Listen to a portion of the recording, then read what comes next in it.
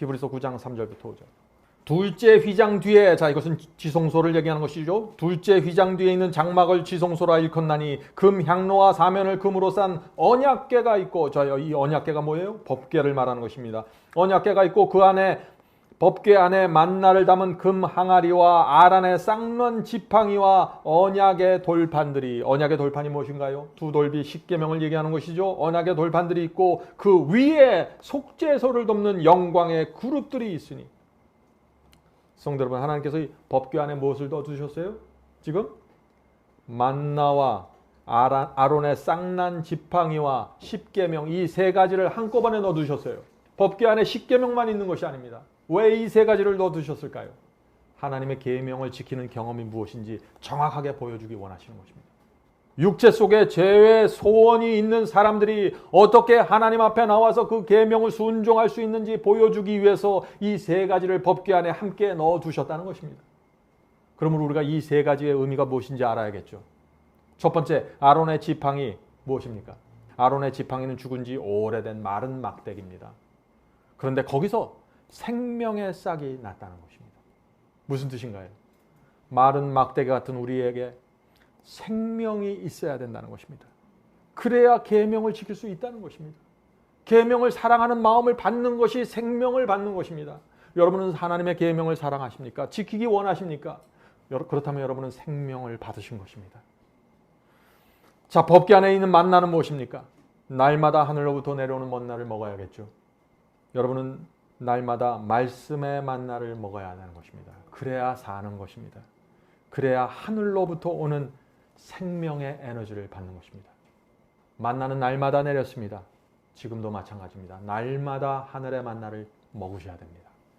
그래야 계명을 지키면서 살 수 있는 것입니다. 성도 여러분, 죄의 소원은 네게 있으니 너는 죄를 다스릴지니라. 이 말씀이 우리 속에서 어떻게 이루어집니까? 이제 우리가 분명하게 대답을 할 수 있어야 되죠. 법궤 안에 있는 세 가지가 우리 속에 있어야 되는 것입니다. 하나님의 법이 우리 마음에 새겨져 있어야 됩니다. 주님의 뜻이 무엇인지 정확하게 알아야 됩니다. 그것을 지키고 싶은 소원이 우리 마음속에 있어야 되는 것입니다.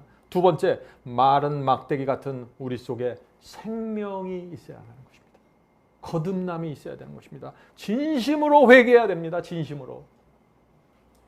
셋째, 날마다 만나를 먹어야 됩니다. 하늘의 만나, 말씀을 먹어야 됩니다.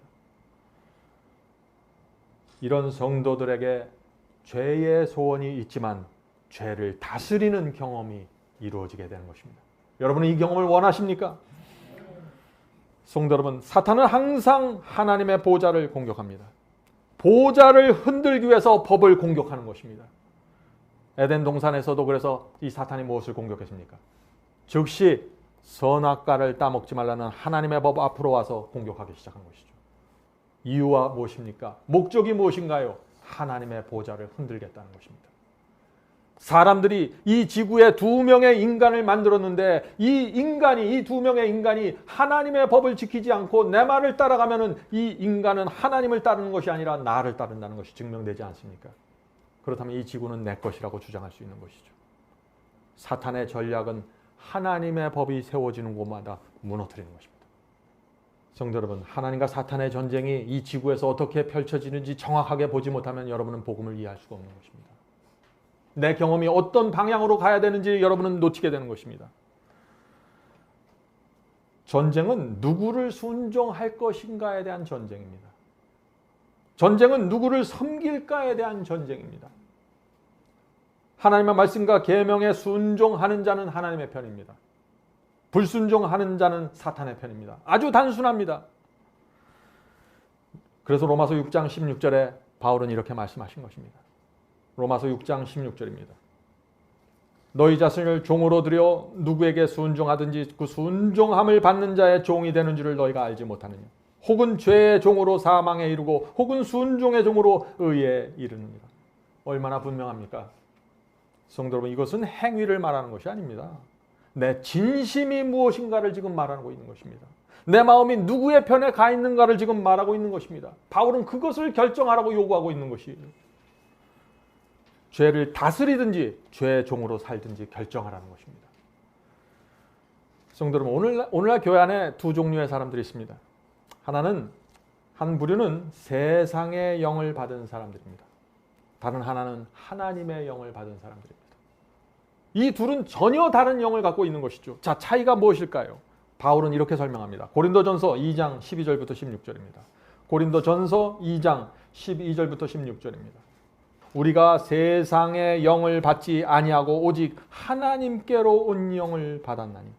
자, 세상의 영을 받은 사람들이 있습니다. 그러나 동시에 하나님께 오는 영을 받은 사람들이 있다는 것입니다.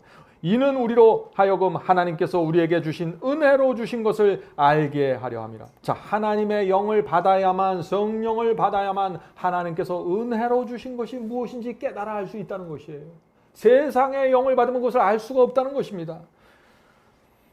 우리가 이것을 말하거니와 사람의 지혜의 가르친 말로 아니하고 오직 성령의 가르치신 것으로 하나니 신령한 일은 신령한 것으로 분별하느니라. 육에 속한 사람은 하나님의 성령의 일을 받지 아니하나니. 자, 육에 속한 자들은 무엇을 받지 못한다고요? 성령의 일을, 성령의 역사를 받지 못한다는 것입니다. 육에 속한 자는 왜 성령께서 하시는 이 역사를 받지 못하게 될까요? 육에 속한 자들은 성령의 역사가 미련하게 보인다는 것입니다. 계속해서 읽어보죠. 저에게는 미련하게 보임이요 또 깨닫지도 못하나니. 여기에 문제가 생기는 것입니다. 이런 일은 영적으로야 분별함이니라. 신령한 자는 모든 것을 판단하나 자기는 아무에게도 판단을 받지 아니하느니라. 누가 주의 마음을 알아서 주를 가르치겠느냐. 그러나 우리가 그리스도의 마음을 가졌느니라. 성도 여러분, 말 잘하고 능력 있고 일 잘하고 성경을 잘 가르치는 것처럼 보입니다. 거의 완벽하게 보입니다. 그런데 성령의 역사를 모를 수 있다는 것입니다. 성령의 은혜가 내 속에서 어떻게 역사해서 죄를 다스리고 지배하는지 모를 수 있다는 것입니다. 어떤 사람들이요? 세상의 영을 갖고 있는 사람들, 육에 속한 사람들 말이죠. 육에 속한 사람들, 세상의 영으로 사는 사람들에게 바울의 이런 말씀을 들려주면 크게 당황합니다. 로마서 6장에 있는 말씀입니다. 로마서 6장 12절 14절입니다. 로마서 6장 12절 14절. 그러므로 너희는 죄로 너희 죽을 몸의 왕노릇하지 못하게 하여 몸의 사욕을 순종치 말고. 육체에서 올라오는 욕심에 따라가지 말라는 것입니다. 죄의 소원이 있지만은 그것을 따라가지 말라는 것이죠. 또한 너희 지체를 불의의 병기로 죄에 드리지 말고 오직 너희 자신을 죽은 자 가운데서 다시 산 자같이 하나님께 드리며. 바울이 무엇을 말하고 있습니까? 우리 자신을 하나님께 드리라고 말하고 있는 것입니다. 성도 여러분, 여러분의 자신을 하나님께 바쳐야 합니다. 그래야 성령께서 우리 속에 들어오셔서 우리를 지배할 수 있는 것입니다. 그래야 우리가 죄의 소원이 있어도 그것을 지배할 수 있게 되는 것입니다. 그것은 내 능력이 아니라 성령의 능력입니다. 죽었다가 살아난 자처럼 그런 감사와 감격을 가지고 우리 자신을 하나님께 드리라는 것입니다. 지옥 가지 않으려고 드리는 것이 아니라 감사와 감격으로. 죽었다가 살아났으니 얼마나 감사하겠어요. 그런 마음으로 주님께 드려야 됩니다. 너희 자신을 의의 병기로 하나님께 드리라. 죄가 너희를 주관치 못하리니 이는 너희가 법 아래에 있지 아니하고 은혜 아래에 있음이니라. 얼마나 진리가 분명합니까? 은혜 아래에 있으면은 죄가 우리를 주관하지 못한다는 것입니다. 유혹이 와도 유혹이 힘을 쓰지 못한다는 것입니다. 그런 그리스도인의 삶이 가능할까요? 가능합니다. 여러분은 이미 여러 번 여러분의 생애 속에서 그것을 경험했을 것입니다. 여러분이 이 말씀에 대해서 증인이 되어야 하는 것입니다. 많은 사람들이 야고보의 이 말씀을 참 읽으면 당황합니다. 야고보의 이 말씀을 좀 들어보세요. 야고보서 1장 12절입니다. 시험을 참는 자는 복이 있도다. 자, 시험이 뭐예요? 영어로 temptation입니다. 유혹이 오는데 그것을 참는 자는 복이 있다는 것입니다. 성도 여러분, 시험과 유혹이 옵니까? 참으셔야 합니다.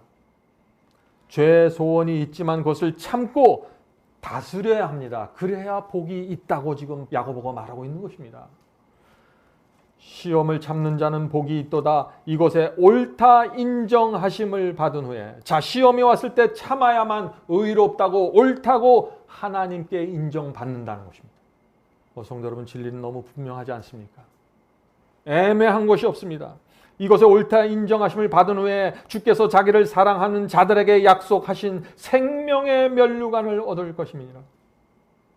성도 여러분, 생명의 면류관을 누가 얻습니까? 오늘 많은 사람들이 시험과 유혹을 승리하라고 말하면 웃죠. 비웃습니다. 그러나 사도 야고보는 우리에게 놀라운 말씀을 선포하고 있는 것입니다. 무엇을 말하고 있나요? 시험을 참으라고 말하는 것입니다. 그렇게 하는 사람들은 옳다함을 인정받겠다고 지금 말씀하고 계시는 것입니다. 그런 사람들이 진실로 하나님을 사랑하는 자들이고 그런 사람들에게 생명의 면류관이 주어질 것이라고 지금 선포하고 있지 않습니까? 여러분은 어떻게 사시겠습니까?